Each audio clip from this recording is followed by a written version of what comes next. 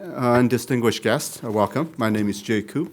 I'm the director of the U.S.-Korea Institute here at the Johns Hopkins School of Advanced International Studies. On behalf of the U.S.-Korea Institute, I welcome you to the USKI KNDU Inha CIS Joint Symposium 2017, U.S.-Korea Alliance under the Trump administration. We're very pleased to co-host this event with the Korean National Defense University and the Inha University's Center for International Studies. I believe today's discussion on the current U.S.-ROK relations will be examined in a much longer context. As a policy-driven town, we tend to look at interstate relations characterized by stated goals and means of the past few weeks, few years, but certainly not many, many decades. And as you know, Korea, the two Koreas have been in the news, and it looks like, if everything goes according to the way it's been pronounced in the newspapers, that South Korea will have a snap presidential election very soon, possibly as early as late May, early June. North Korea continues to be a destabilizing force, having recently launched a ballistic missile using solid fuel, and probably, and I say probably, ordering the assassination of the young leader's half-older brother in Kuala Lumpur. And on this side, President Trump's Korea policy has yet to be formalized, although we think there is a policy review undertaken now. However, the president's penchant to conduct policy via tweets while his national security team is still in flux is still very unsettling. So given the current environment, perhaps it's fitting to see the U.S.-ROK alliance from a longitudinal perspective, to see the strengths and the weaknesses of this relationship from its inception and how the relations continue to be strengthened over the decades. I think today's presenters are working on some important noticeable gaps in our understanding of the military alliance. We know the military alliance came out of the Korean War, but there are many alliances that have simply faded away, such as Seato and Kento and others. But how did South Korea's President Syngman Rhee able to sustain the alliance in which the predominant partner had plans to do him in 1952 and 1953? So how did the collective perception that the Korean War, and by extension the men and women who fought in it, in which everybody wanted to forget, become the model of success decades later? And I think these are just some of the questions that will be addressed today, and I'm sure many more will be addressed as well. Thank you very much, and now I turn to our moderator, Ms. Jenny Town, who is our Assistant Director of USKI. Jenny? Thank you, Jay. Welcome to everyone. We're happy to be here. As you can see, this is a very timely discussion given the nature of all the uncertainty in both South Korea and the U.S. and with the constant voice of North Korea trying to get into the discussion. As Jay said, that we are taking today to look at a little bit more holistic approach to the U.S.-Korea alliance, not just where we are today and where we need to go forward, but looking a little bit more in the past as to what some of the underlying issues are that characterize the U.S.-Korea alliance, how it came about, some of the cultural issues that kind of help explain and help us better understand where we're going and what some of the tensions are between the two countries as we move forward, as well as looking at some of the contemporary issues and the challenges that we'll be facing in the next administration, both here in the U.S. and in South Korea. So we have three distinguished guests today that will be speaking that are here from Korea, and two great discussants who we'll bring up afterwards after we get the PowerPoints out of the way. And so we are going to start with Professor Nam Chang-hee, who's a professor at Inha University and a committee member at the Inha Center for International Studies. And he is going to be talking today about the grassroots origins of the alliance and give us a little perspective on the history of how we got to where we are. So, Dr. Nam. Thank you, Chairman. I feel very much honored to have you all with me this afternoon.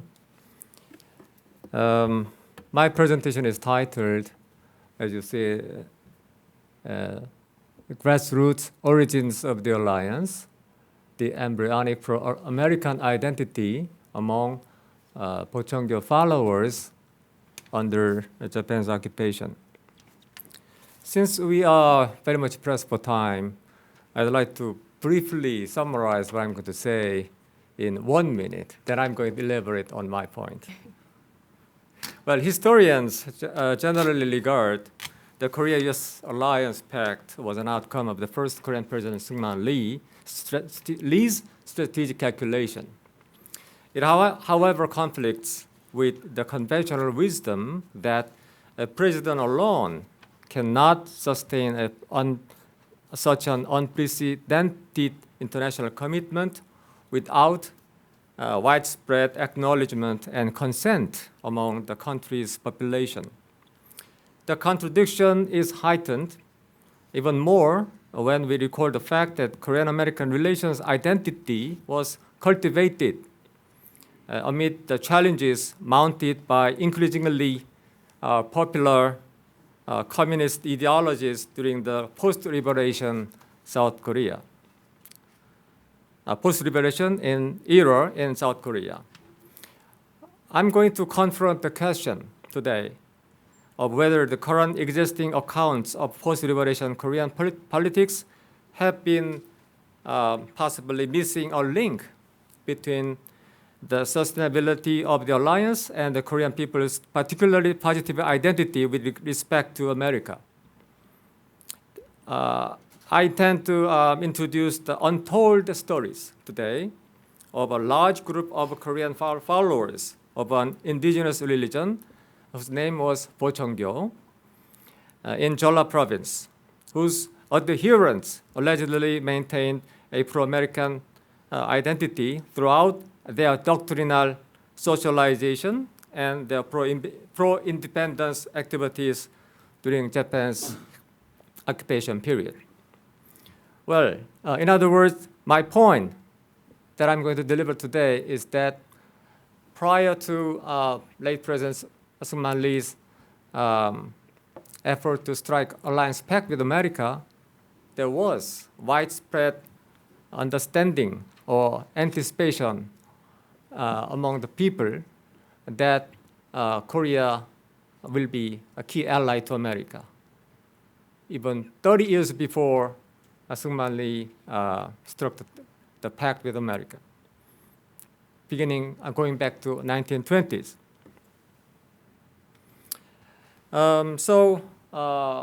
My story today begins with birth of Pocheongyo movement out of Donghak, the Eastern Learning movement in the late 19th century of South Korea, which was founded by a very much influential scholar whose name was Choi Jae-woo, who propagated messianic and de-genocentric egalitarianism, which sparked the 1894 peasant revolt. And I'd like you to remember the name Cha Kyung-seok. Okay? Cha Kyung-seok was the first son of one of the key leader of the Donghak leader, Cha Chi-gu. And he was the person who organized such a large indigenous religious group under Japanese occupation. And what is special about his organization is that he envisioned, without studying international relations, that Korea would become America's key ally. And that fact was very much well documented, which was recently found. So my research was made possible thanks to the documents that have been discovered within about 10 years. And Pocheongyo is introduced in the Donghak Revolt Memorial, and the organization inherited the messianic promise prevailed in Jeolla province, which was originated even going back to the times of Silla dynasty. And look at this magnificent front gate, which shows us that that organization had a lot of money. If you take a look at this picture, they had their own palace. And the style, architecture style was very much Korean, showing us that the fact that they adopted Korean traditional architecture was a symbol of their defiance against the Japanese alien control. I've been to the organization many times. I've done many field work interviewing those who are very much who are knowledgeable about their activities, like the grandsons or grand-grandsons of those people who participated in their activities. And I've been to the village, which was the headquarters of the organization, led by the man I introduced, Cha Kyung-suk. On other interviews. And then you might wonder, because many of us, even in Korea, the Pocheonggyo was not fully introduced. But strikingly, there are very much reliable data showing us that the organization numbered between 1 million and 6 million out of total 20 million population of Korea. It was the largest organization, which was poorly introduced so far for many reasons. Primarily because of the fact the Japanese government general did not want to Koreans know the fact that Pocheonggyo was such a large organization.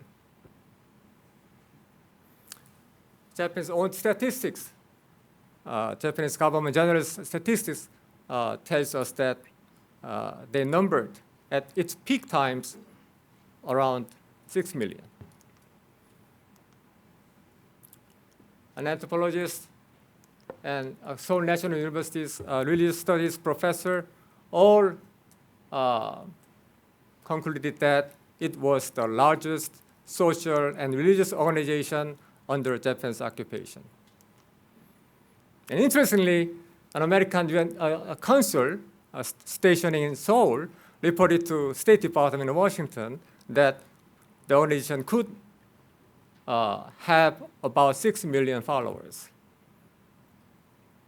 allegedly. But anyway, it was the largest social organization.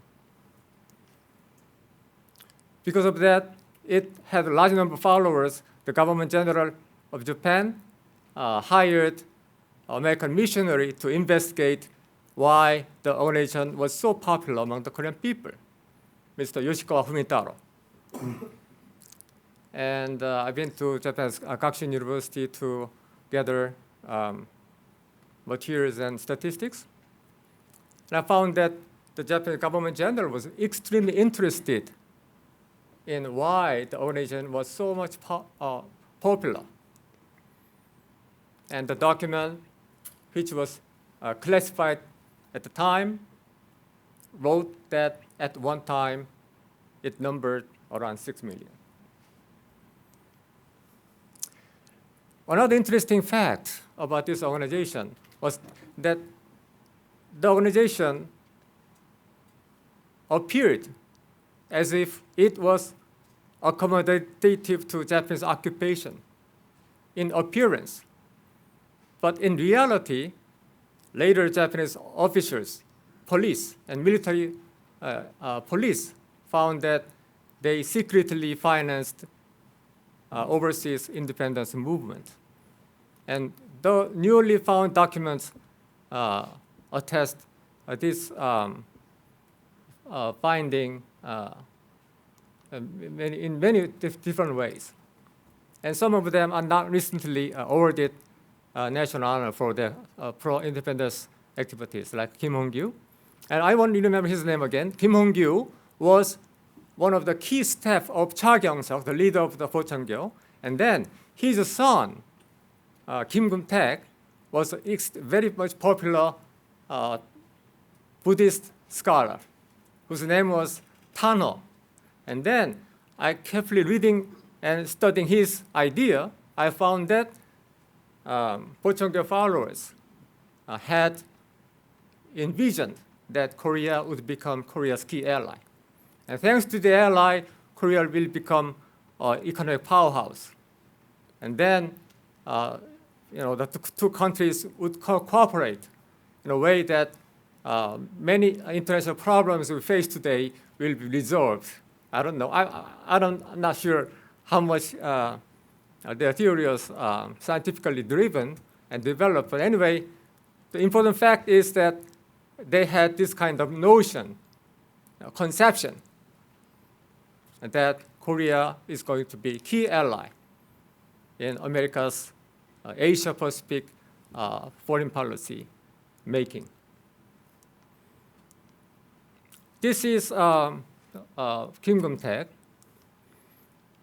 and there are too many documents showing us that the organization was the largest, and secondly, they had hidden agenda of being independent from Japanese occupation.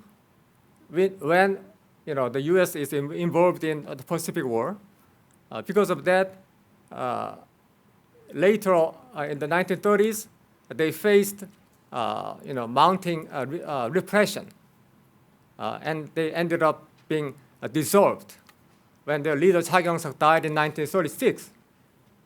But there are very interestingly a large number of statistics showing us that, like a Joseon database, that the organization was the leading Korean organization involved in peaceful, non-violence independence movement, like a financing of overseas independence movement. I did another interview with local historians, and the National Archive of Korea shows us that they were the leading organization financing the overseas independence movement. So Pocheongyo championed the religious anti-Japanese struggle during the period, and Cha Kyung-suk was graded as the most dangerous person by the Japanese police. And then they ended up being crushed by the Japanese authorities, and as you see, their headquarters were reduced to rubble right after the leader died in 1936. And then suddenly they disappeared. That's why we haven't heard much about their activities. And much of the reason why we were so much ignorant of their existence was that, secondly, the Japanese government did not want Koreans to know about their visions, because at the time, America was unfortunately was Japanese enemy state. And Koreans believed that America would be Korea's ally, so this organization was regarded as a very much dangerous organization. Okay, that comes my main point. I have like 10 more minutes. Already? Five, okay, I can do that. Well, I carefully investigated what kind of identity they had about America. And then Japanese investigation documents recently discovered tell us that Pocheongyo followers believe that when the U.S. intervenes in the Pacific War, Japan would be defeated and Korea would be liberated. Interview testimonies of the Springs of Pocheongyo followers revealed that they secretly indoctrinated followers and spread the idea of Korea-U.S. partnership for peace and prosperity after liberation among large populations of Koreans. This fact tells us that prior to the late President Syngman Lee's conception or strategy to become America's key ally in the Asia-Pacific region existed or predated. There was a widespread understanding of identity that Korea become America's key ally even before the late President Syngman Lee struck the Alliance Pact in 1953, like 30 years before the treaty. And this person, Kim Gum-taek, left us a very much invaluable book about their ideas, saying that employing indigenous Korean philosophy, Jeongyeok, they believe that they're going to be U.S.-China rivalry in the future, and then Korea-U.S. cooperation will emerge as a key foreign policy tool for America. Like a Korea and alliance. This is a kind of esoteric model, but I don't have time to explain in detail. But anyway, in short, Tanner's theories of Kante-Hapdok is that Korea and America are meant to be partners for geopolitical reason and historical identity-driven reason.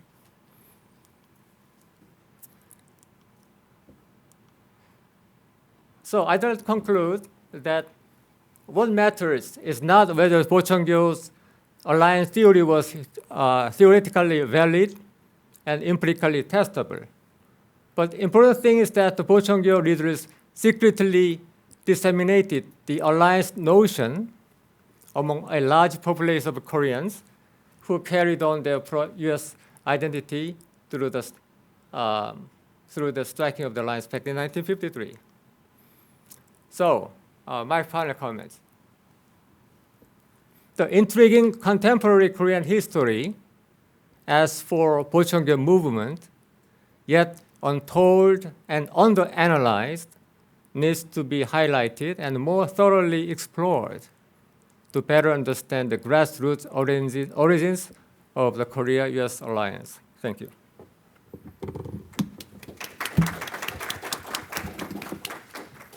Great. Thank you, Dr. Nam. It's always interesting to know how we got started and that the sentiment was there. And again, I think it helps tell some of the underlying tensions that exist as we move forward. Next, we have Dr. Kim Young-jun from the Korea National Defense University, who is going to cover more of the cultural aspects of the U.S.-Korea alliance.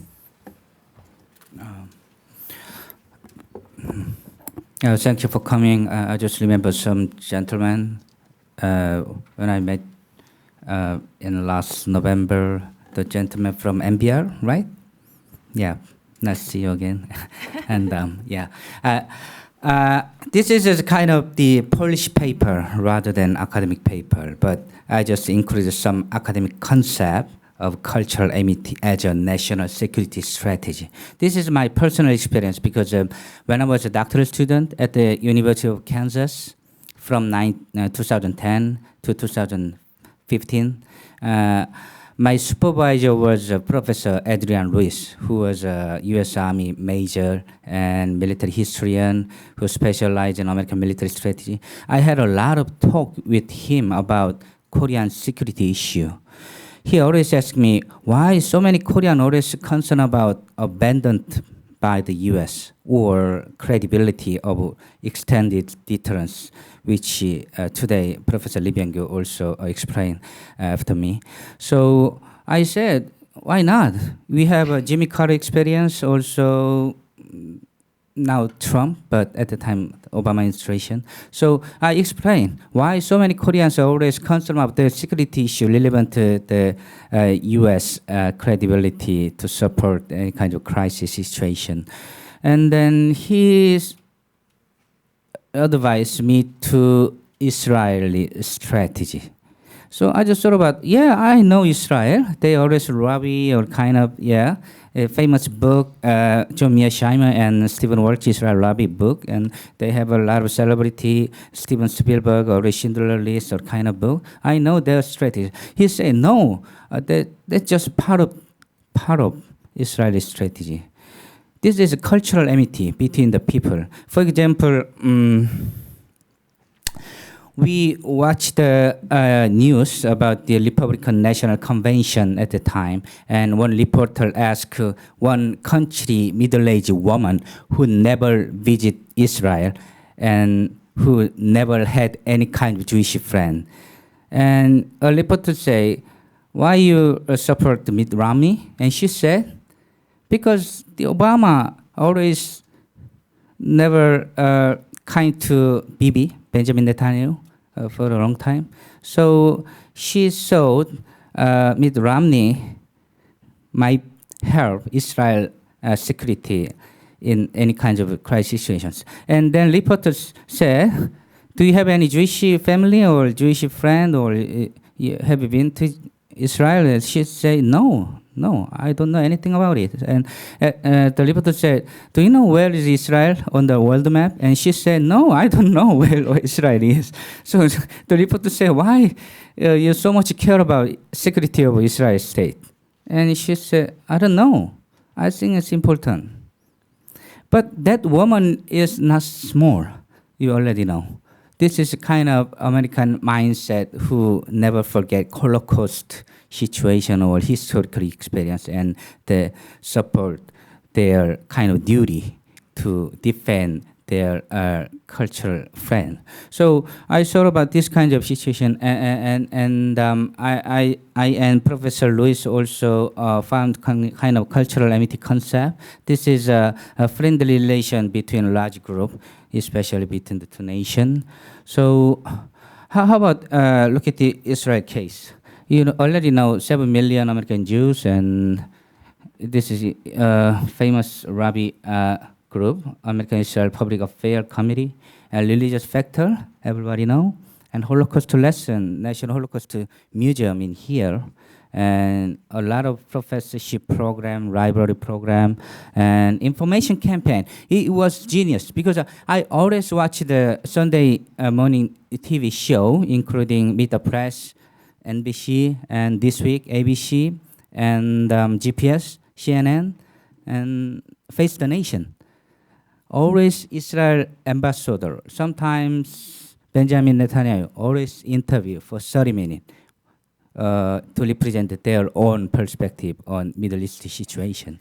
But I never saw any South Korean ambassador for Sunday morning show, maybe for decades. Because they sometimes hosted kind of a lot of event in DC or New York City area or Los Angeles area, but it was not enough. I think it's we need to have a kind of diplomat and scholar and ambassador who had an interview or kind of argument on the Sunday TV show or New York Times article or Washington Post or kind of thing. So I think Israel did a good thing. Also, cultural exchange, we had Korea Foundation, but much worse than Japanese Foundation. Also, empty toward Arab and Muslim world is also another factor, and neocon think tanks. And Israel is very human being issue. Israel looks like white American who is able to speak English very well, but non-Western country is very difficult to have a kind of cultural amity with America. So I made the argument not for inability of ROK army or kind of thing. I think we can defend my country by ourselves. But at the same time, anyway, this is a very important thing, because in reducing kind of credibility issue or kind of issue as well, especially under the Trump administration. So how about Korea case? I would suggest several things which is very familiar with you already, and I'd like to introduce some kind of my personal experience when I was in there. I sometimes wear uniform with the Korean veteran community at Fort Liberals, and they always appreciate me. So this is a large group because many American family has their own family member who served the Korean War, much less than Second World War or Vietnam War, but anyway. So this is a good strategy. We should more extend this kind of program as well. And This is Adrian Luis. He was the retired major guy. And I had an opportunity to have a lecture at Freedom Foundation in Valley Forge, Pennsylvania, which President Eisenhower created and had a chair for 2 decades. They invited me as a guest lecturer. I kind of 100 history teacher from 50 states, including Iowa, California, Florida, Hawaii, Alaska.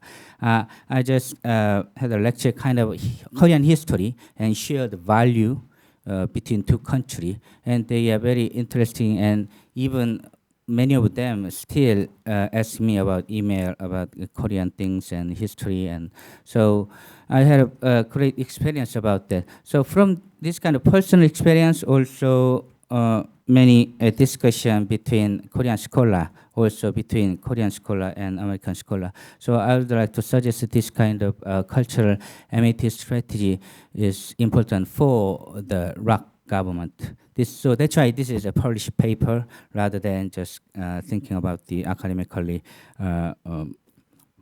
several things. So if you have any kind of interest, would you please look at my paper, and maybe if you have any question, I'd like to happy to answer that. Thank you.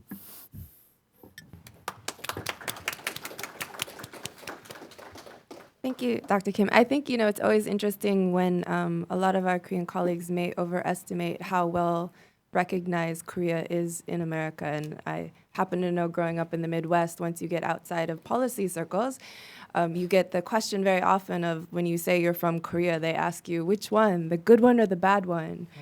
And if you say the good one, then they ask you, which one is that? They're not always quite sure. So next we have Dr. Lee Byung-gyu, who's also a professor at Korea National Defense University and one of our visiting scholars here at the U.S.-Korea Institute, who will talk more about the current challenges and tasks going forward for the U.S.-Korea alliance. Thanks for having me here. And I believe today is a very timely and a very interesting venue for discussing some of the most impending issues in the contemporary alliance. And today's my presentation is about challenges and tasks of the ROK-US alliance. This alliance has endured over 6 decades, as you all know. For the last six decades, we have gone through some difficult times, but I believe this is one of the most, at least one of the most difficult times in the history of our alliance. And how we manage this issue, how we manage the challenges, internal and external challenges for the alliance, will determine the future direction of the alliance and the stability of the alliance and the stability of the Korean Peninsula, and to a larger extent, the stability of the East Asia as well. In terms of in terms of challenges facing the ROK-US alliance, I categorize them into 4.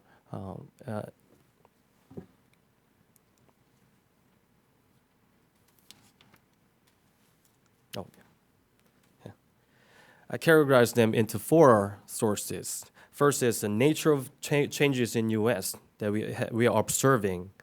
The second is increasing threats from North Korea. The third is political turmoil in South Korea and its potential impacts domestically and internationally, and emerging future challenges as well. So I will elaborate on those 4 sources of challenges, and then I'll briefly mention what the tasks or agendas for the alliance immediately or in the future.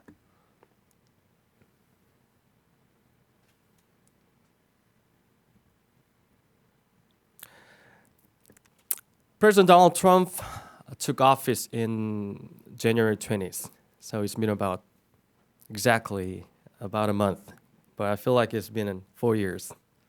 So President Trump, I believe, is trying to campaign for another re-election.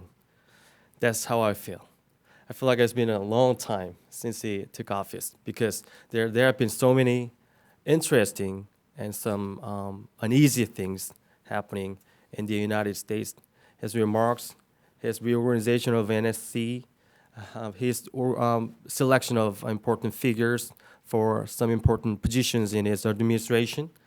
So all those things just make us perplexed and still uncharted, an uncertain path for how the U.S. is going or will go from here.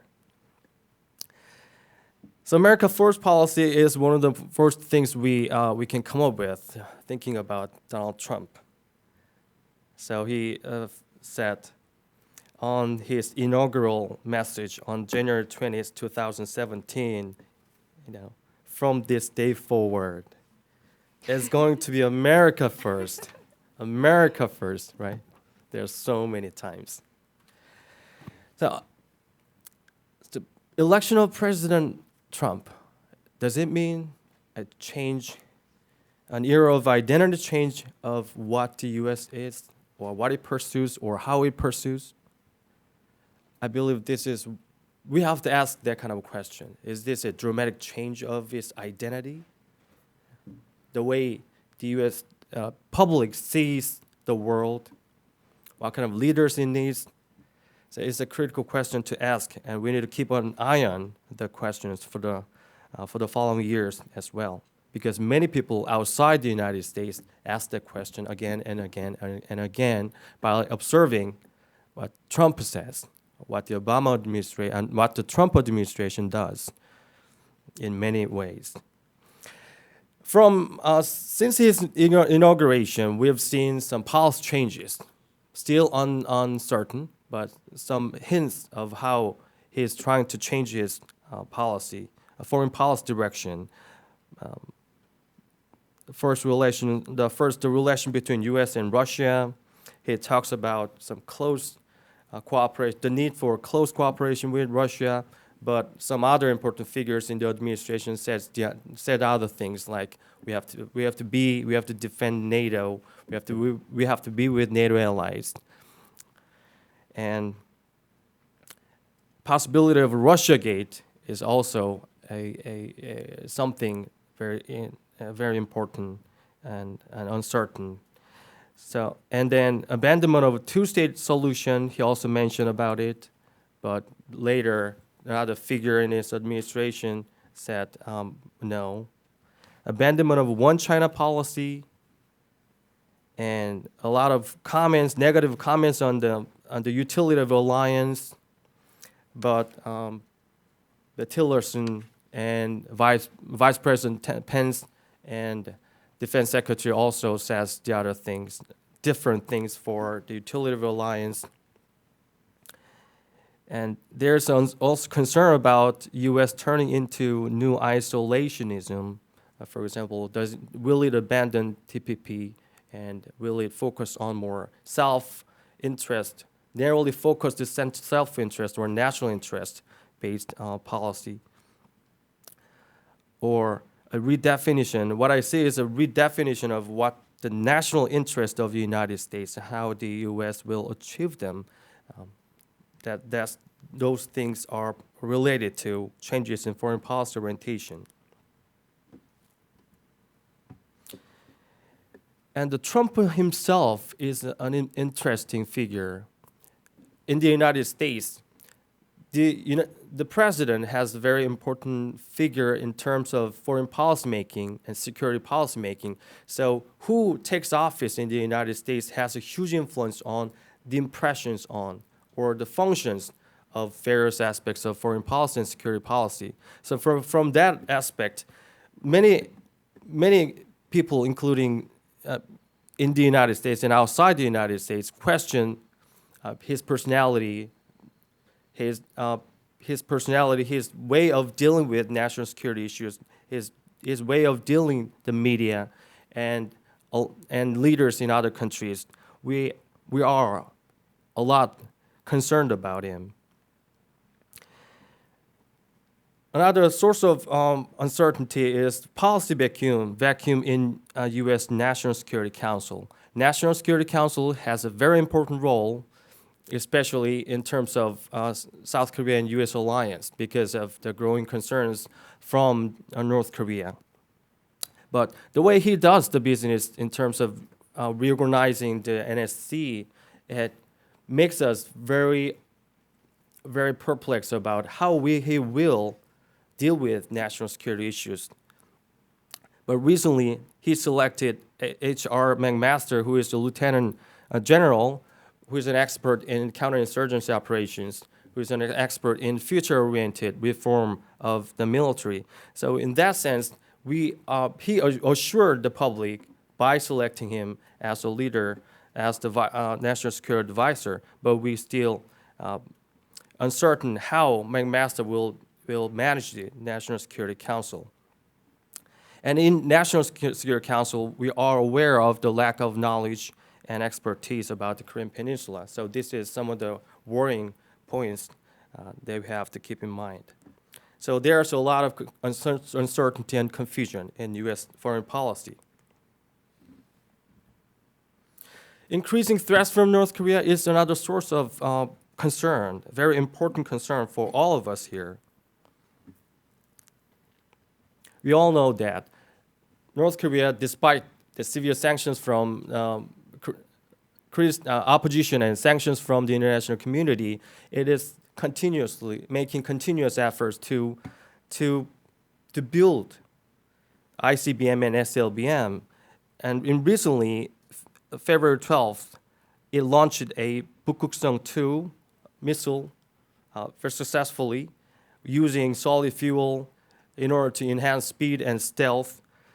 And Kim Jong-un, in his New Year's address, said Pyongyang will reach the final preparation stages for testing firing an intercontinental ballistic missile. That's what he said. And after that, Trump said, it won't happen, but we don't know what he will do or what he intends to do, which also is also an important source of potential conflict on the Korean Peninsula. North Korea has evolved nuclear strategy, and it's keep doing it. It is expected, it's my opinion, that it will continue to build nuclear capability until it completes survivable second nuclear strike, which is, my opinion, is different from other scholars. So how North Korea tries to evolve its nuclear strategy has a very important influence on the configuration of its nuclear weapons, the purpose of it, so many other aspects as well. So we have to keep in mind that aspect. And growing skepticism also should be mentioned here. Denuclearization, which is the ultimate purpose, ultimate goal for North Korean policy for the alliance, it has been, but many people are questioning about the viability or obtainability of that goal. One of James Clapper is one of those figures.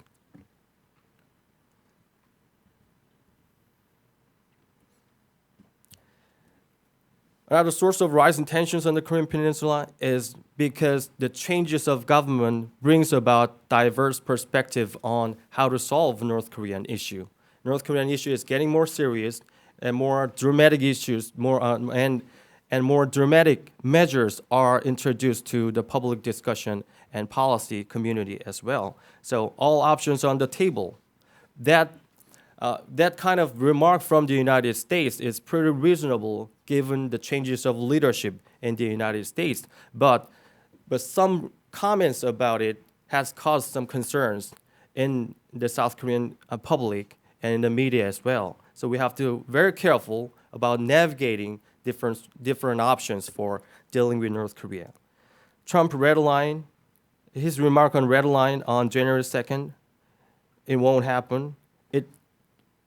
That was the first time he specifically mentioned about his something like red line about where to keep or how to keep this development. Tillerson also said United States should urge China to use all available tools to moderate North Korea's destabilizing behavior. Tighter sanctions, infusion of information, regime change, direct talk with North Korea, intercepting North Korea's ballistic missiles, preemptive strike also has been mentioned which caused a lot of troubles in South Korea. In the South Korean media, there have been, in 1994, in 2003, the United States tried unilaterally to make a preemptive strike on North Korea. This time, might be this year, we might see a strong effort or significant trial for preemptive strike from the United States. That's the concern that many people in Korea are share at this point. So we have to think about these options, but have to think about the potential negative influence, impact of these issues on the perception of the public or the decision-making process in the leadership as well. Another source is critical moment is coming in March and in April, when we have exercised Key Resolve and Fall Eagle. That was the biggest ever joint exercise to date. That's what both countries have announced.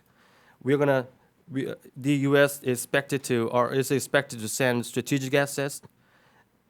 But the key question is, at this time of leaders change or a policy vacuum in the United States and in South Korea as well, will it be an open exercise for KMPR, which is Korea Massive Punishment and Retaliation, which is the third, one of the triad of South Korean military to deal with North Korean missile threats, nuclear missile threats, and part of it relates to direct, surgical strike against North Korean leadership.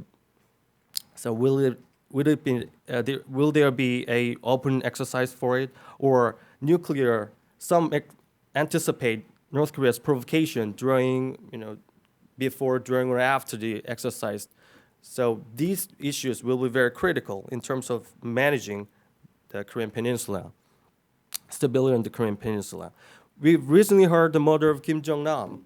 What does it mean? We're not quite sure.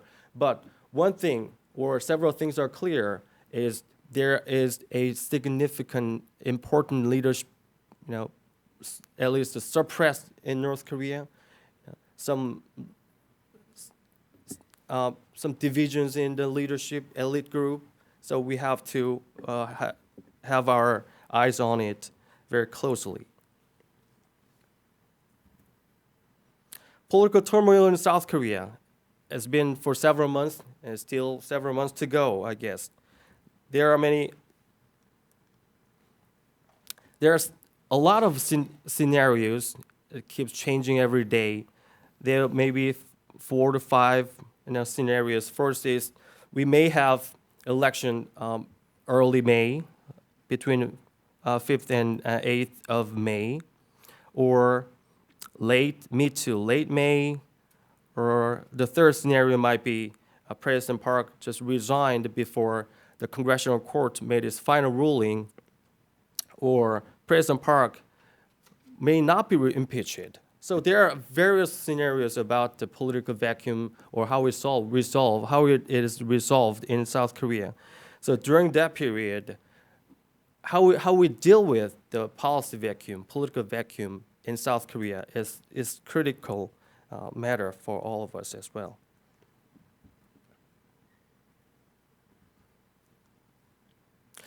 While there's some movement for impeachment, there's a race to the Blue House is going on. We all know that there are several important figures leading, front runners in this race. Moon Jae-in is the leading candidate, like potential presidential candidate, not the actual candidate, but potential presidential candidate. And An Hee-jung is another. Moon Jae-in is a liberal figure, and An Hee-jung is also a liberal figure in the same party. They are competing each other. An Hee-jung has recently gained a lot of popularity in South Korea by proposing some conservative, center to conservative security ideas or security ideas to the public. By presenting those conservative, he is gaining more popularity among conservative sides.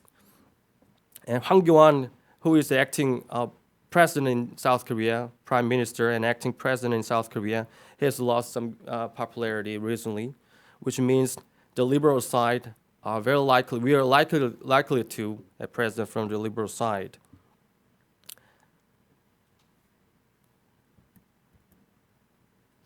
Support for political parties in South Korea. This is based on the survey done on February 12th. And Democratic Party, which is a liberal party, is the most leading and party. And the gap between the leading liberal party and the leading conservative party is quite substantial.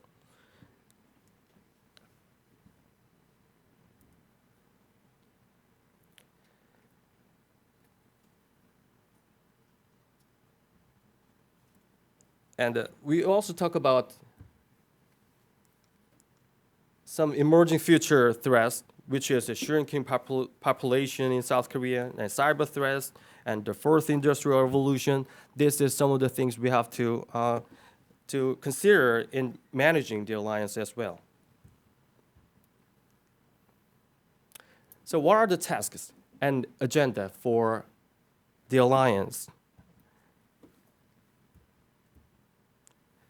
First, I divided some important tasks to be made right now and some important agendas to be managed in the ensuing months. I divided that tasks and agenda. First, important tasks to be made right now. There are several items, but we can categorize them into one basket, which is the maintaining stability on the Korean Peninsula. This is the most important thing. ROK-US alliance should pursue close consultation on various scenarios on how to deal with North Korea and the threats from it. As I talked about, there are various alternatives now being circulated and talked about, especially in the United States. In South Korea, many people just said those issues should be managed by the next administration, but it should be closely consulted at this moment, because it may have very negative and important negative connotations and consequences on the Korean Peninsula. And another important thing is to remember that unilateral actions by one party, by South Korea or by the United States, will undermine the overall goals of keeping stability on the Korean Peninsula and changing North Korea's behaviors. Strategic communication during this upcoming exercise will be very critical in terms of maintaining stability on the Korean Peninsula, in terms of creating some momentum for a dialogue with North Korea in the months ahead. Cultivating inter-congressional exchanges is very critical, because I visited U.S. Congress several times, and they've been talking about staff from Foreign Relations Committee. They have said that we are reviewing some of the most important options on the table, and we are discussing some of the challenges and gains, possible gains and the problems with that. So we have to go hand in hand in that aspect. Careful selection of presidential aides will signal the willingness to maintain a strong alliance. So we have to be also careful in that area. Using military ties is getting more important because Donald Trump, as we know, has just limited understanding, limited experience in foreign policy and national security issues as well. So he will delegate more authority to DoD and to other institutions as well. So we need to take advantage of those expected pattern from Trump. So by having more close ties, military ties, which has been built for the last several decades, we have to make a serious effort to make stability or stable transition from the current situation to next level.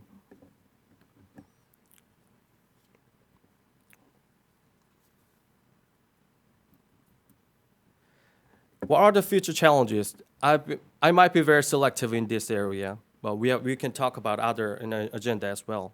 First is recalibrating and sharing strategic goals of the alliance will be very important. one of the component to be added to the current comprehensive strategic alliance is, I believe, is the innovation element. In terms of weapon system, in terms of operational concepts, education, civil military cooperation, the United States military is pursuing a transformist military to innovate its military, and the South Korea military also has a keen interest in this area. So how to make it more adaptable to the 21st century security environment or defense environment is one of the areas of common interest. Preparation for the transition of Hopkins in a systematic way will be an important thing. Some in Korea say we have to stop the process, but I believe we should continue to do it in a systematic way.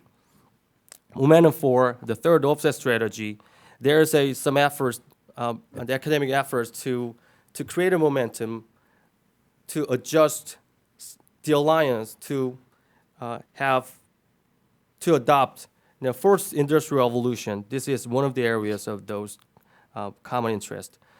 This trilateral relations, security relations, the goal and scope will be seriously discussed. That's my belief, because the North Korean threat is increasing, and in order to deal with the threat in a more effective way, we need cooperation from Japan as well.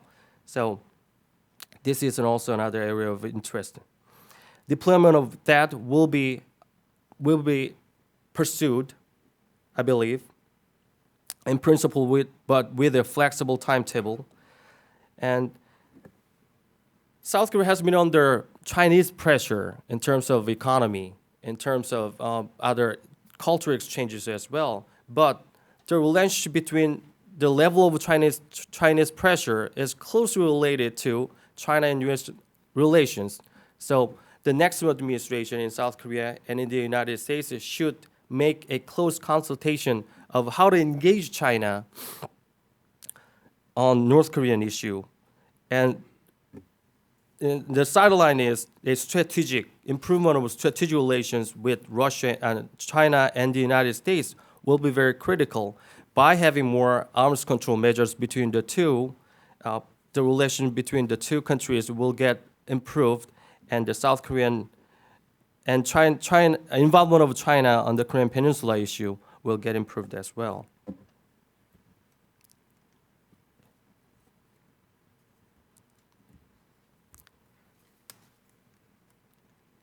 Last but not least, enhancing deterrence and extended deterrence posture is also a very, very important future agenda for both countries. Joint study on the evolution of North Korea's nuclear strategy will be very important, because how the North Korean program evolves has a very important relations with deterrence posture. So how we understand this evolution, a common understanding of those evolution will be very important for both countries. In terms of burden sharing issue, I believe it's a relatively minor issue compared to other issues. And South Korea has contributed higher level of defense spending, higher level of spending on relocation of U.S. forces in Korea. So I believe there will be some conflicts between the two countries, but it will not be a major issue for the alliance. Okay, I'll stop this presentation, and I'm looking forward to hearing your opinion and discussion. Thank you. Great. Thanks, Byung-gu. That's for the comprehensive overview of some of the challenges that lay ahead for the U.S.-Korea alliance. I would like to ask Toby and Eunjung if you could come up. Our two discussants today are Eunjung Lim, who is a lecturer here in our Korea Studies program at the Johns Hopkins School of Advanced International Studies, and Toby Dalton, who is the co-director of the Nuclear Policy Program at Carnegie Endowment for International Peace. Just to keep things moving a little bit, I think, Eunjung, maybe if we could have you go first, and if you could keep your comments to maybe 5 to 7 minutes. Okay, thank Thank you. I thought, Toby will start first, so I was drinking some water. Good afternoon, everybody. I'm Eunjung Lim. Yes, I really enjoyed the every presenter's wonderful presentation, especially Professor Nam. When I visited the Korea during the winter vacation, I had a wonderful chance to hear his recent discovery at the archiver works. So I really enjoyed your presentation. Of course, Professor Kim, Professor Lee too. So I will try to synthesize my thoughts and will try to give you some other comments and questions to the floor too. I'm here teaching the Democracy, Nationalism, Foreign Policy course. The reason why I'm interested in all this nationalism issue in the Northeast Asia is, again, the nation building process still in some ways is still ongoing in these countries. And especially to Korea's those identity. Now it's became very diverse, very different to each other. And one big aspect we have to understand is, of course, anti-Japan, anti-imperial invasion or anti-imperialism has been a kind of more common features in these two Korea's nation-building process. But not only just that, North Korea's yesterday, Professor Kim visited my class and he presented another wonderful research which is about the North Korea's, again, the Sovietization as a modernization process. So North Korean people's identity building process in some ways intertwined with the Sovietization. And similarly, likewise, in the South Korea, Korean people's identity building, South Korean identity building or the nation building has been accompanied by the Americanization.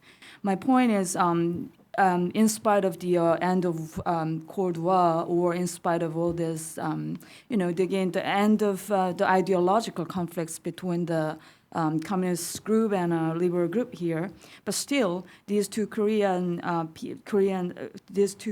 people are.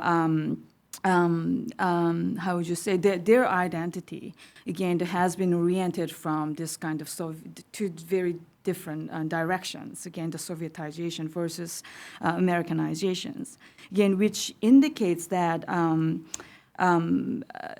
this kind of thing. For example, we even after the denuclearization, hopefully, of the peninsula, or even after the successful, those peaceful soft landing type resolution of all these tricky issues in the peninsula, still what will be more challenging can be, again, how we can reconstruct the nation building or national identity between these two Korea. What does this, again, mean to the American foreign policy? What kind of grand strategy does the Washington need to think about? Not only just nuclear, I don't want to negate the importance of the nuclear issues or missile issues, threat issues.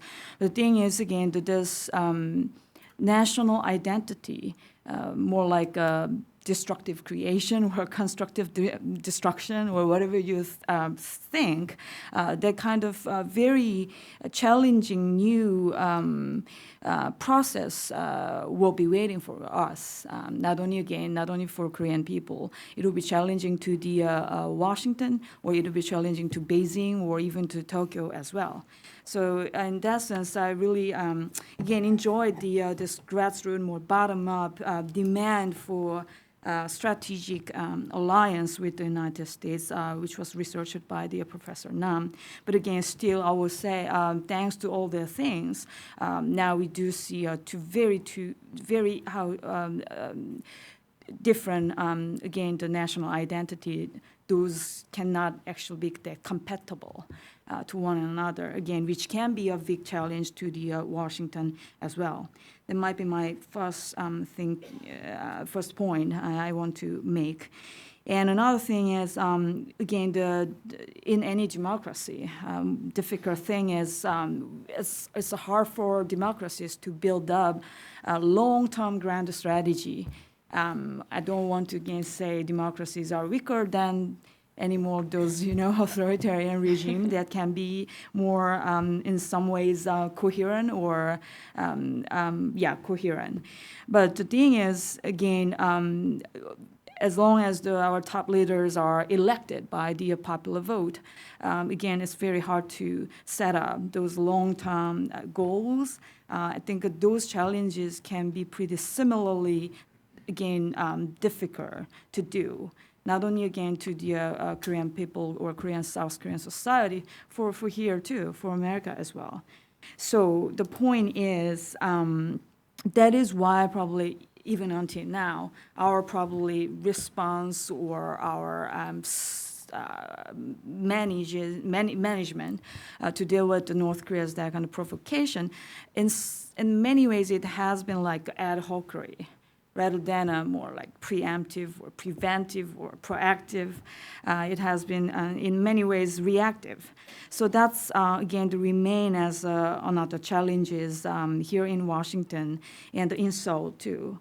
If I just intertwine these to the Professor Kim Eunjung's that cultural amenity issue, I can't agree more. But the thing is, again, Japan can already. It looks like to me, Japan already got that cultural amenity with the Washington or with the American people. Pokemon is one good example, or cherry blossom. We're looking forward to see the cherry blossom here in this town.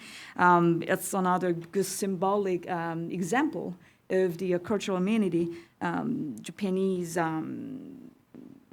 suggested to the American society. My point, my question, or my comment is, sometimes we are trying to compete with the Japanese that kind of actions or efforts. But from Americans, I'm not an American, but from America's point of view, you guys don't need to be fighting against one another to get more like a superior cultural amenity. So that kind of things are, in some ways, can be a little tricky. And again, China, of course, China is not an ally of the ROK, but from Washington's point of view too, China can be a challenge, and U.S. and sometimes need to check. But the thing is, at least to solve this North Korea's nuclear issues, China is again the indispensable partner in this difficult game. So my suggestion probably, whoever wins the coming presidential election in South Korea, the most important thing will be not to slow down the dialogues between the Seoul and the Washington and Seoul. Shuttle diplomacy, all of you in that sense took the initiative for that. So of course that's important too, but in almost samely, shuttle diplomacy or moral dialogues between the Beijing and Seoul is equally important, I think. But my concern, to be honest, the concern is these two groups are sometimes competing. How we can synthesize these efforts, or how we can make a synergistic effects between the Seoul-Beijing dialogue or network and a Seoul-Washington network. I think that will remain still challenging, but I hope we can synthesize all this network together. I think I spent 5 minutes already, so I'm looking forward to further discussion too. But thank you for the wonderful presentation. Yes, thanks. Great, thanks, Eunjung. Toby? Thanks for having me.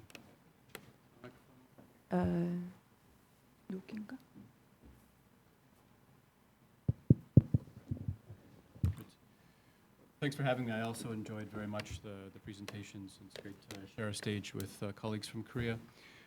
Let me start by making an observation that was implicit in the title of this session and a little bit about the Trump administration. And I think it's fair to say that whenever we field questions in Washington, the best answer is we don't know. Right? Whatever the question is, we don't know. We can make some guesses that are more or less educated, but ultimately we don't know. And I think that deals with the challenge of doing any kind of analysis at this point in time about the future direction of the Trump administration policy. I think there's a real temptation to see this administration as a radical change or discontinuity in some way. And I think there's some truth to that, at least insofar as the president has broken a lot of the mold of what we thought a president would be. But it's also accurate, I think, to say that he's merely accelerating some trends that were already there, particularly to the extent it's about the growing doubts about the credibility of the alliance in South Korea. And there's any number of directions that U.S. policy might take, and those directions will resolve in part on the personnel issues that Professor Lee highlighted. But I think also there's a broader struggle between probably the president and a small number of his advisors and the foreign policy establishment in this town, if you will. And those are about major things, major questions about the value of alliances to the U.S., as of alliances as a means of enhancing U.S. influence, of serving U.S. interests in the world, of pillars of global engagement, particularly in regions that are of considerable concern. A lot of those questions will get boiled down in a reductionist way to what is U.S. policy on North Korea, and I think that does a disservice to the totality of the issues that we have to confront in the U.S. ROK alliance. As I see it, there are two major aspects of South Korean concerns about the alliance. One of those is coming from the destabilizing activities from North Korea, particularly with the nuclear and missile programs, and increasingly the ability of those weapons to be able to target the United States. And that raises new issues that we haven't confronted in the alliance before. But the second one are some natural limits on what the U.S. is able or willing to provide by way of reassurance in the alliance. Professor Lee mentioned, for instance, the deployment of strategic assets, which is a very loaded term that may get boiled down to a few different weapon systems, but it speaks to a desire to have a new kind of reassurance in the alliance that hasn't been there in the recent past.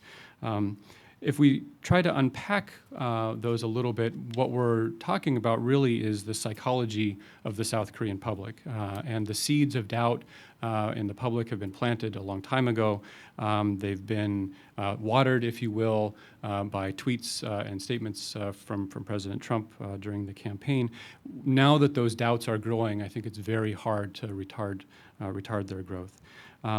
It also suggests that there's a problem in Korea between public opinion and elite expert opinion. And over the last 10 years, in visits to Korea, you talk to experts and they say, yes, the alliance has never been stronger, never been healthier, notwithstanding the growing threats from North Korea. On the other hand, public opinion polls show rising levels of concern about the nuclear program in North Korea, doubts about the U.S. alliance, and to the extent that majorities of the South Korean public want to have South Korea have its own nuclear weapons. So I think that suggests that the problem isn't necessarily inherent to the alliance or even about the implementation in the alliance, which is where the experts come in. It's this broader issue of public confidence, which leads to this problem of kind of a spiraling of confidence, which is where I think we are now.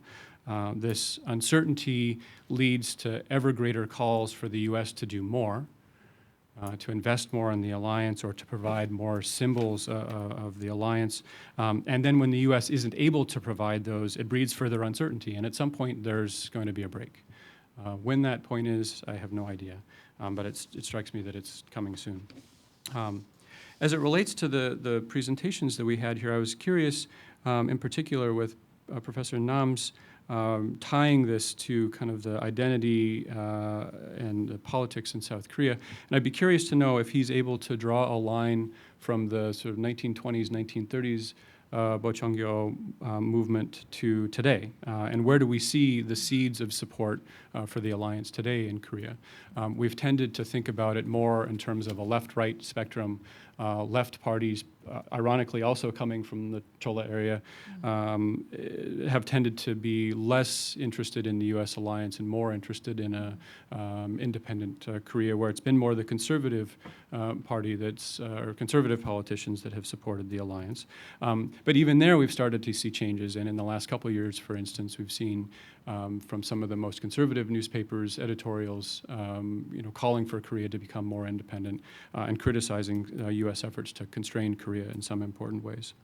And then for Professor Kim, thinking about the idea of Amity, I'm curious about how you might translate that into political influence in the U.S. And are there ways that it could be translated that would cushion or insulate the alliance, much as the U.S.-Israel alliance is cushioned from periodic political spikes? For instance, notwithstanding the relatively poor relations between President Obama and Prime Minister Netanyahu, U.S. aid to Israel has continued. The rhetorical support for Israel has continued. So, are there ways to do that in the U.S.-Korea alliance?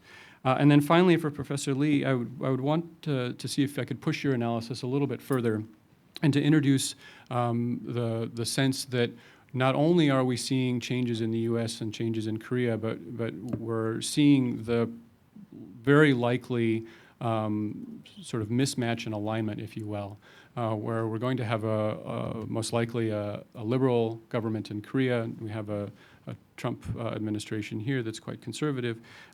This combination of Korean left and American right, we know from the recent past, can produce a little bit of volatility. We saw that in the 2002 period, for instance, when the Bush administration came in and Kim Dae-jung came to visit. That didn't go well. Relations under the Roh Moo-hyun administration also were quite difficult. I think particularly when you look to the issue of China and the interest in the Trump administration in a harder line towards China, will be interesting to see how Korea balances or manages that sentiment.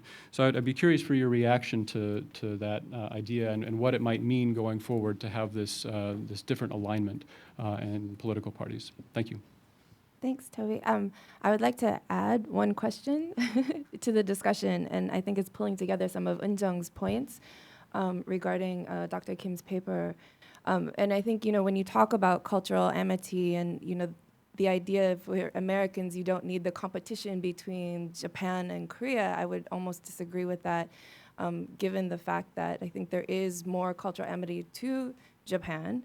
And how does that play into the psyche of everything that we've talked about here and pulling all these threads together in terms of Professor Nam's presentation talking about the roots of Korean aspirations towards a strong alliance with the United States in order to get out from under Japanese imperialism, as well as, how can we compete? Because if you have these narratives of cultural amity in America, Japan versus Korea, the voice that comes out louder is oftentimes North Korea, and it's not a positive cultural amity. And a lot of Americans don't know the difference between Samsung being a Korean product versus a Japanese product, and so we don't get a lot of those benefits of strong U.S.-South Korea alliance in amongst the average public.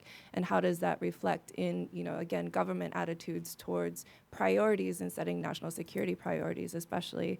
And for Dr. Lee, then how does that then play into, as Trump seems to be getting closer and closer to Abe personally? And if Japan is willing to pay more for defenses, does that also allow them to build up their military, and how will that affect South Korean policies going forward in the alliance as well? Why don't I give you each a couple of minutes to address some of the questions that we raised before we open to the floor, and perhaps we start with Professor Nam. Thank you for the very much perceptive and important comments and questions. As for my presentation, my research puzzle concerns how South Korea's pro-U.S. identity survived communist penetration during the times when communism was very popular, extremely popular. Among the elite population, all of Koreans believe that communism is the only solution for humanity, even including Park Chung-hee. Remember, he was the key member in the military supporting communism at one time. But there has been a little research so far whether there was untold or under-analyzed identity shared among the people, which buttressed and supported that Korea got to choose America as an ally in order to survive, in order to grow, in order to become an economic power whatsoever. And I interestingly detected through my fieldwork that there was extremely large number of people who followed the leadership, who propagated that Korea must be America's ally. Not only to expel Japanese occupation, but to become a leading country in Asia-Pacific region. It was a very interesting idea, which was widely shared in the 1920s. And this story was rarely told and educated among the people because of the fact that the Japanese government at the time didn't want the people to know about it. People knew about it, but they did not want the next generation to know the fact there was that kind of identity. So that identity suddenly disappeared. But as we know that the path dependency theory tells us that the first image the people had about America was positive. And then somehow it was carried on by the people, unconsciously or consciously. So I detected that part of our identity formation about America, which needs to be studied more. That was my point. Great. Professor Kim, do you want to? Oh, yeah. Firstly, I want to say about this. Actually, when I talk about this kind of policy option or cultural amity concept or strategy, I feel very humiliated because of, naturally, I think Republic Korea can defend by ourselves. Why do we need to think about this kind of thing? Now is my friend Adrian already said, this is not about begging or something like that. This is about how to manage your government approach more efficiently or more successfully for better ROK-US relation. It's not about begging or kind of thing. So, but even though I'm still concerned about why we have to think about this kind of thing as a small democratic nation with having tough neighbor, just like Israel or Turkey.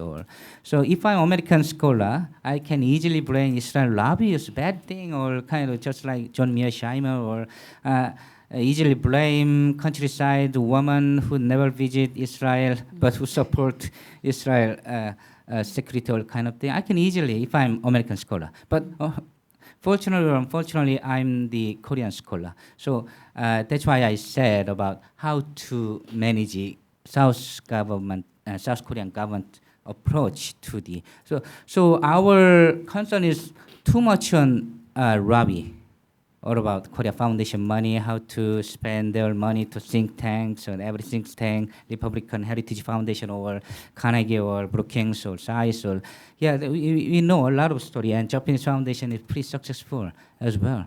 So I and he ought to think about this is not just about top lobby. Do you know the story about Korean Gate, Park Chung-hee?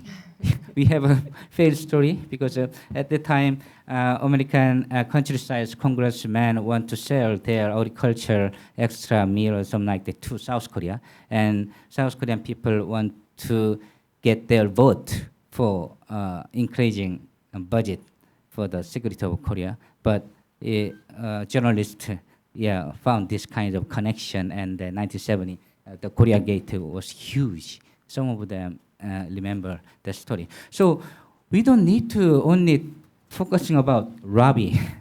So that's why I said about this is more human to human relationship as a friend. So I don't want to say Israel Rabi or thing like that, or money focusing on congressman or congressman stab or kind of thing, just like today Chinese government in some way, or the New York Times article you already know, the think tank Rabi things and big scandals some months ago.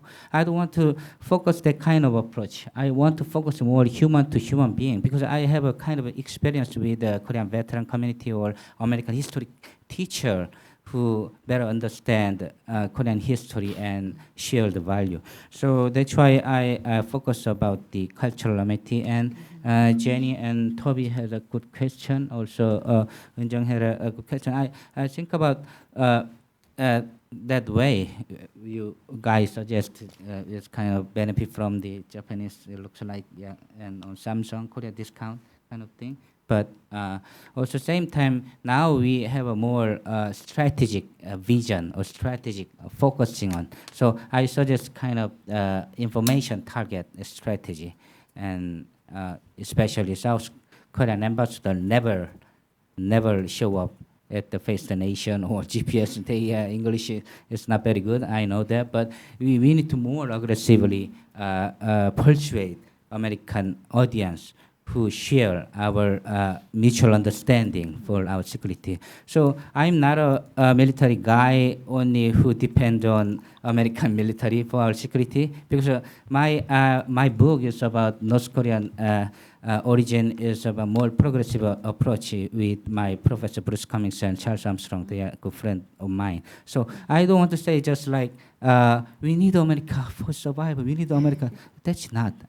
I want to say we need to more efficiently use our cultural strategy for our better ROK-US relations. So does that answer your question? Yeah, hopefully, yeah. Great. Thank you, Dr. Kim. Dr. Lee?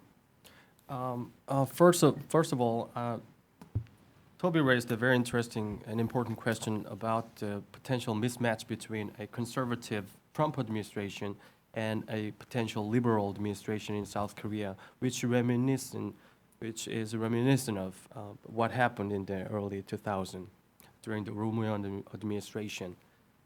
Yeah, that's a legitimate question, but I think my answer is more muted about that expectation, because last week we had a discussion with President Kim Ki-jong, who's one of the important security advisor to Moon Jae-in, and one of the purposes for his visit is to sort of reassure the U.S. public about the difference between the Trump administration and potentially his administration, and he emphasized the difference between Roh Moo-hyun administration and his ideas or the philosophy of security.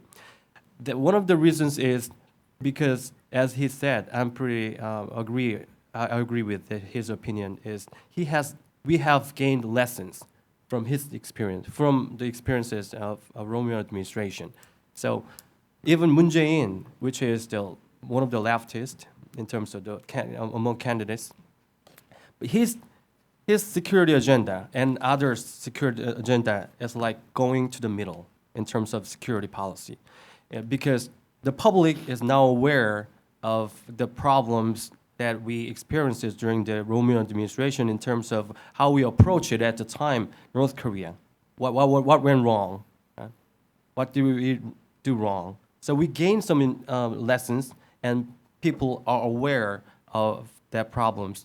So that's why people are trying to going to the middle, making some efforts to going to the middle in terms of having more supporters for his security agenda. Another reason is the security environment now is very different from early 2003.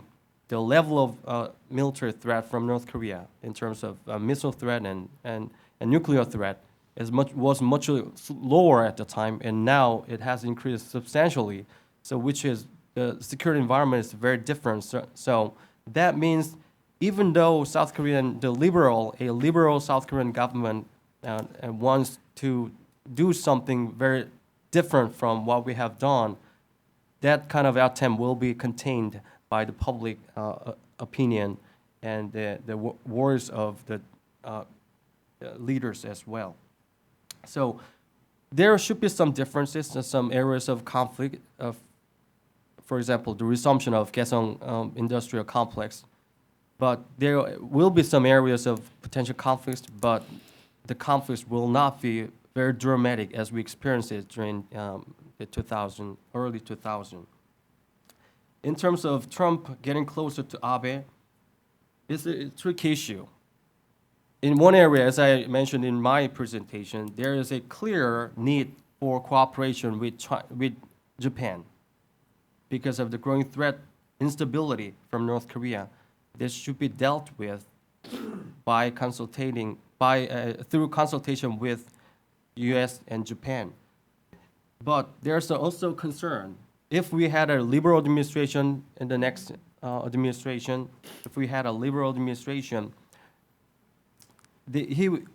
he or she will experience a very tricky moment because some liberal public request asked the government that we have to sort of repeal the agreement with Japan.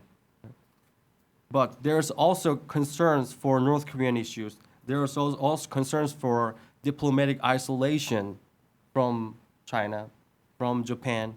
This is widely shared opinion among opinion leaders in South Korea. So even though the liberal administration might want to repeal the relations to make it going to zero, it will not be very easy. So to some extent, there's a growing impetus for cooperation with Japan. That's what I see. Great, thank you. Why don't we open it up to the floor?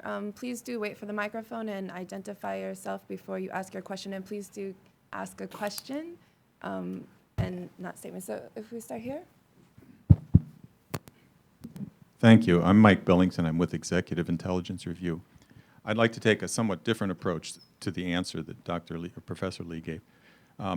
I know internal affairs are very important in South Korea and the elections, as in the United States, but I would address a parallel between what's going on in South Korea and in the U.S. in the fact that one of the reasons that Obama and Hillary were so soundly defeated was people are enraged and fed up with perpetual warfare, regime change warfare, the most massive mobilization for military confrontation with China and Russia, especially Russia, that we've seen since World War II, or at least since the end of the Cold War.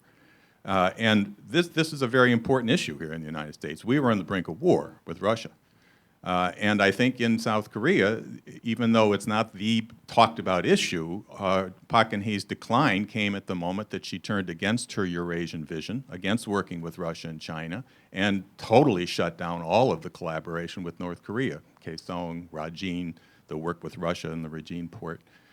So I think you have a tremendous potential in Trump who wants to work. In fact, you probably know there's a meeting probably going to take place in New York next week with the North Koreans, that he wants to work with whatever this new government will be in South Korea to return to a peace through development approach to North Korea instead of the insane policy of strategic patience, which was just waiting for a war. So I'd like all of you to address that.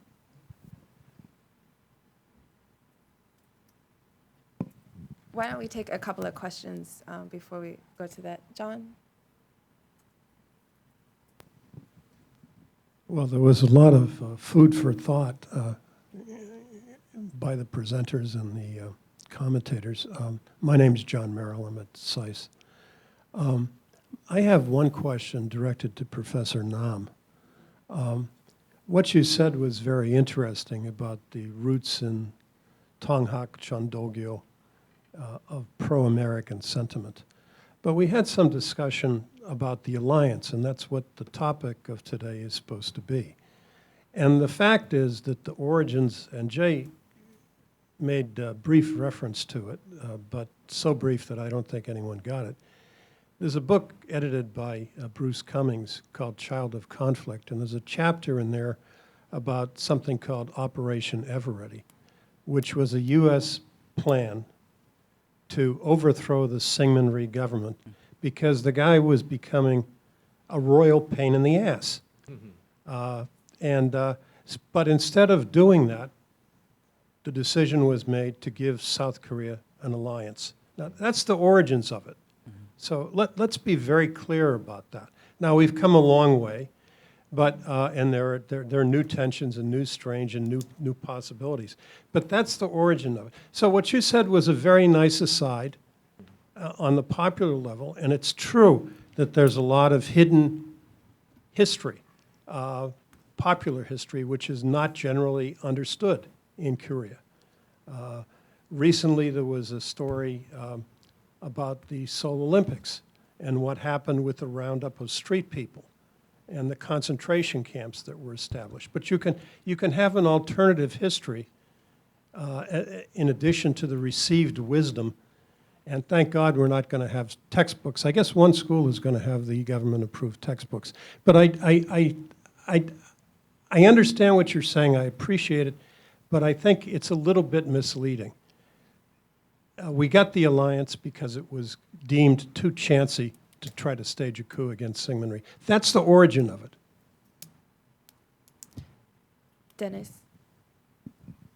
Yes, I'm Dennis Halpin, also at SAIS. I had a question about alliance management. I mean, the statement here today, I mean, Mr. Dalton pointed out about the having a liberal government in Korea, and I don't know if Donald Trump, I wouldn't call him a traditional conservative government, but a Trump government in Washington.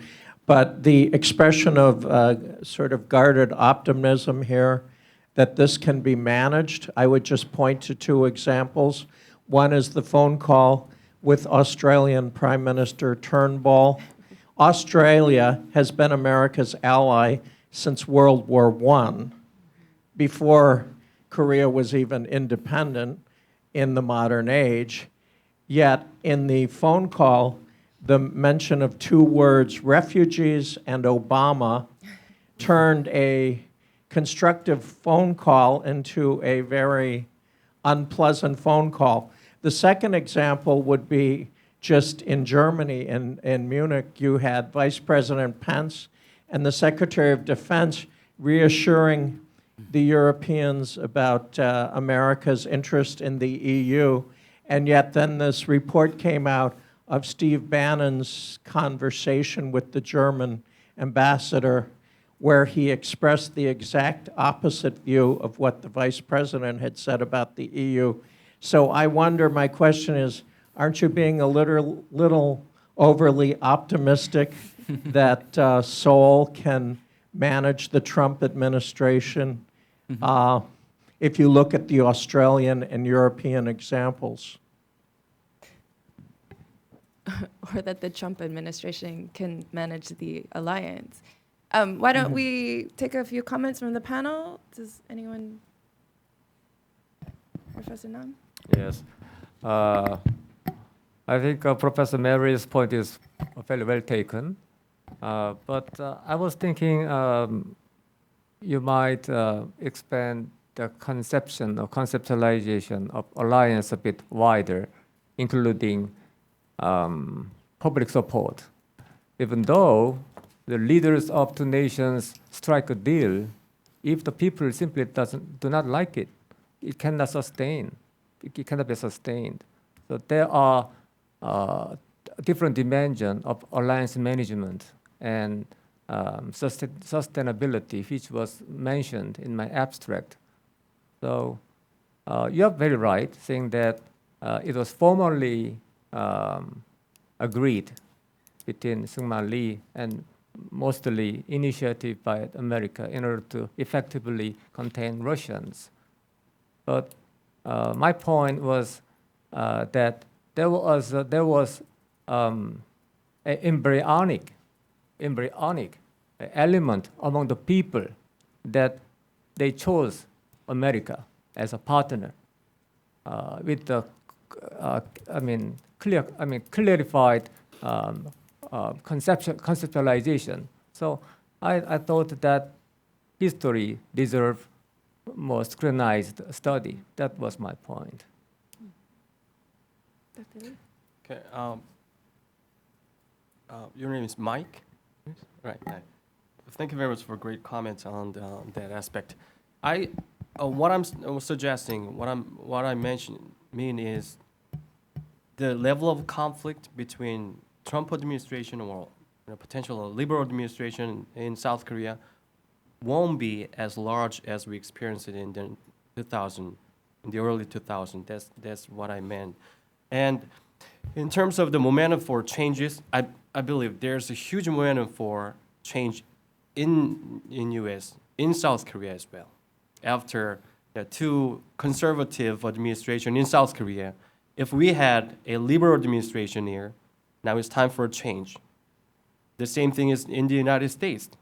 After 8 years of Obama administration, we have a different administration, Trump administration, and it just show that they have something different. So there's an impetus for changes in both governments. So it's time for try something new, something different in both countries. So in that aspect, I see even some dramatic changes possible in this environment. But the level of differences between the two governments, even though one is conservative, one is liberal, the difference wouldn't be as wide as we experienced in 2000, early 2000. So I expect some important changes in this environment, but with relatively close consultation between the two countries. That's what I expect. And too optimistic about dealing with Trump, nobody knows. Even South Korea, some South Koreans expected, they had a optimism about Trump administration, when he said, okay, why not? South Korea having independent nuclear weapons. Yeah. Some people said it's time for us to have independent nuclear weapons. But yeah, it's not easy. How will we be able to manage Trump is an open question.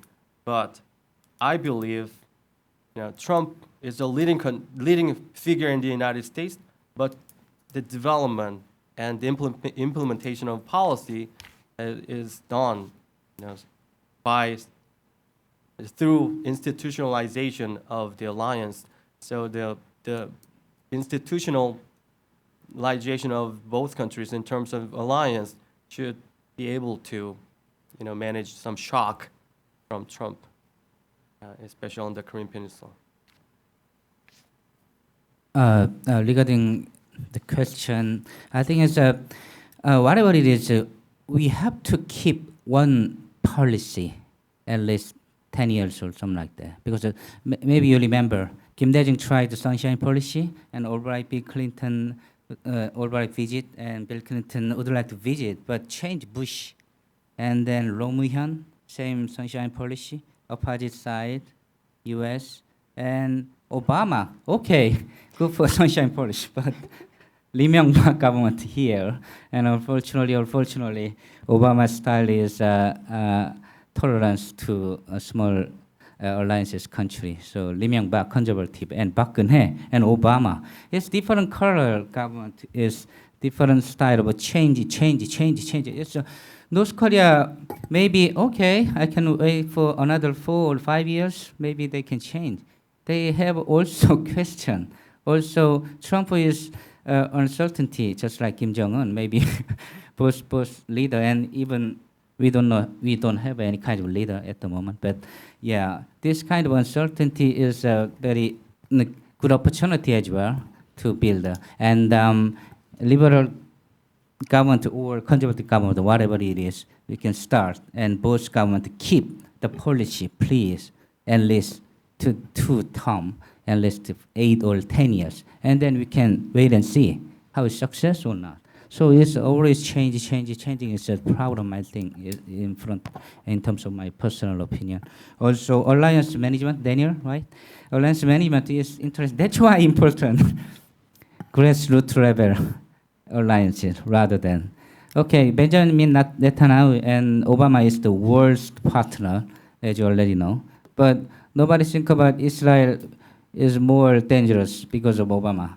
Benjamin Netanyahu relation, because they have a strong kind of consensus over the decade. So that's why I argue, whatever Trump, second Trump, or another unexpected guy became a president, we have to build a grass level cultural amity between the people for shared value, democracy. Or South Korea is good for American as well, because a successful nation building may be only available case study for your country. So this kind of grassroots level for the midterm or for the long term will be more important than each government color and character and that kind of thing. So, Toby?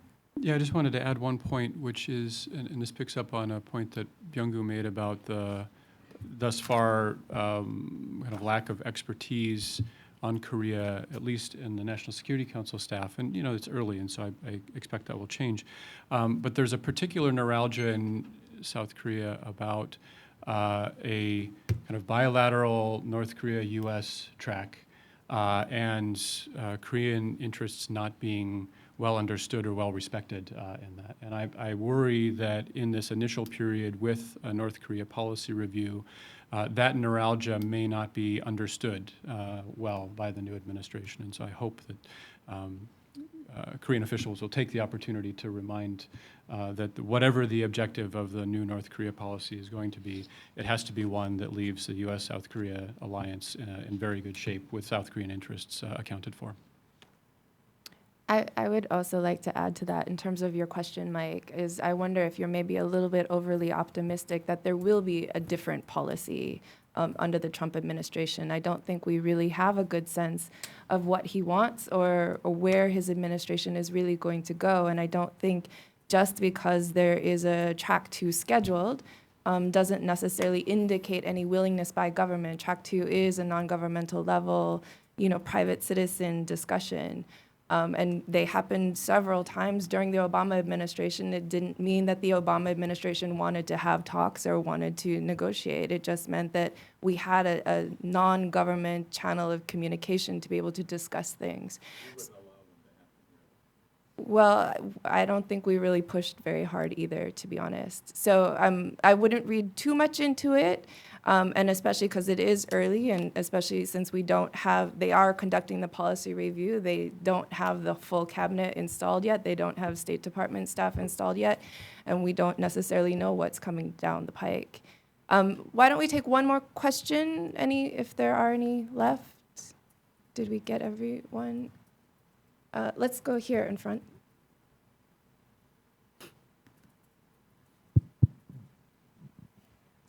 Hi, my name is Joshua Nizam. I'm a dual master candidate at American University and Korea-U in Seoul.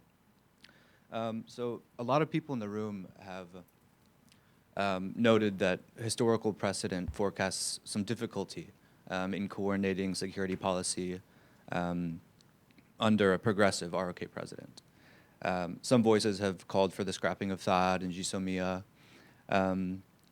But I think Moon Jae-in will probably be the next president, and he has recently moderated his stance on security. On the U.S. side, I think a lot of voices have said that strategic patience has failed. So I think there's a possibility for a new approach. And Trump, the egoist that he is, might want a new policy that isn't branded, as Obama, something that's his. So the political conditions may seem ripe for some kind of negotiation. Interestingly, China has recently declared that they will halt coal imports for the next year. And we have the Track 2 talks coming. So my question is, we don't know if negotiations will happen, but if they do, what kind of outcome would you envision, especially in light of Director of Intelligence Jim Clapper's comments that Kim Jong-un will not give up his nuclear program? I'm just curious, what do you think would be the goals of negotiation? What kind of consensus could be reached that would meet the needs of the U.S., DPRK, and ROK? I think I'm just going to jump in here. I would say I think it's really too early to speculate on any of that in terms of whether or not there will be negotiations or what the negotiations might even be about. or what might be the outcome. I don't know that any of us on this panel, again, have any sense of what the administration wants, first of all, versus what North Korea might come to the table with if there are negotiations. So I think that's probably a discussion too we can have offline. But why don't we take one more question over here?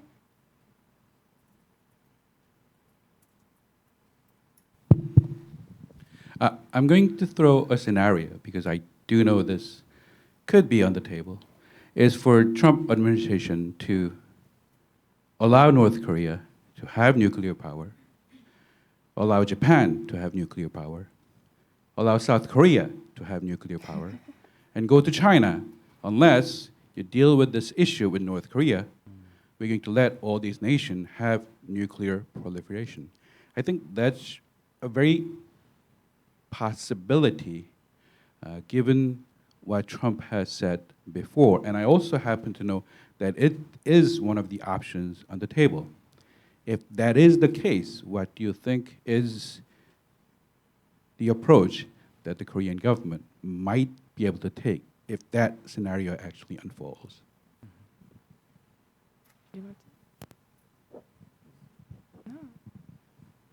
Young-gu, you can answer. I don't see any possibility for that option.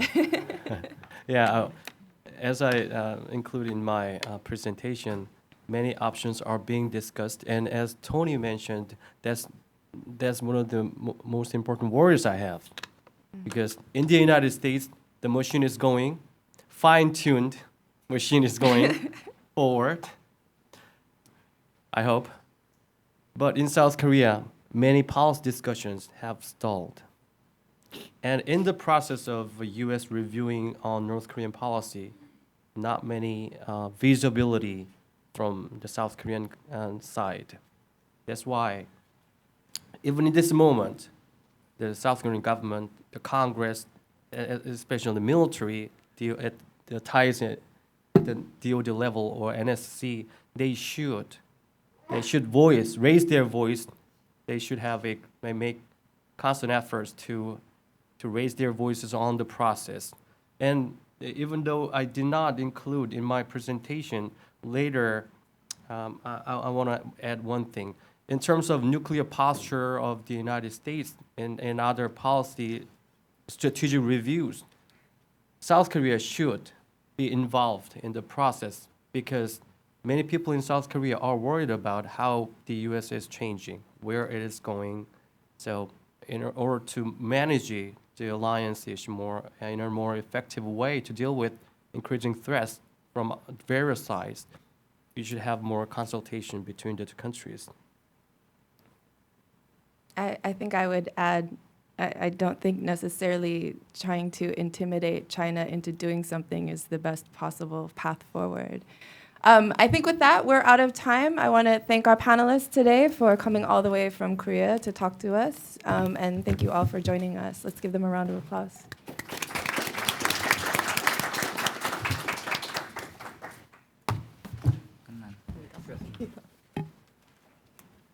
It's a diplomatic gesture.